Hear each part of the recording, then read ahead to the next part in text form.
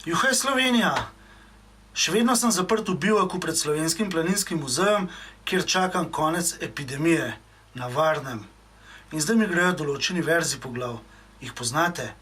Če v onem času ne bi bilo nas, še večji kos slovenske zemlje bi odtrgal tuji plaz. Ti verzi so namenjeni Šefmanovi četi in borcem za severno mejo. Nanje se spomnim zdaj, ko so meje z Italijo in Avstrijo zopet zaprte. Ampak to so bili težki časi. Po prvi svetovni vojni so se tako Italijani kot tudi Avstrijci želeli polastiti določenega dela slovenskega ozemlja.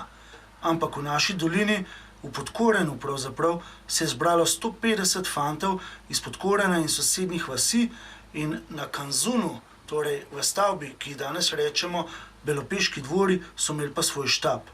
Zbrali so se z eno samo mislijo: odgnali bomo Italijane nazaj proti zahodu, nazaj proti domu. Ljudsko izročilo govori, da so jih gnali do Pontebe, Pontafla po nemško ali pa Tablje po slovensko. Zakaj ravno do tja? Tam je bila namreč stara meja, nekoč med Beneško republiko in Avstrijskim cesarstvom, nato pa med kraljevino Italijo in pa seveda še vedno Avstro-Ogrsko. Prav na rečici Pontebana. No, ampak to je le ljudsko izročilo. Zgodovinski zapisi pa pravijo, da so jih ustavili približno tam, kjer je danes meja med Italijo in pa Slovenijo.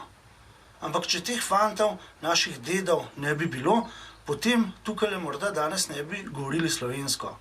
Bili so vztrajni, bili so močni, bili so odločni in takrat so premagali sovražnika.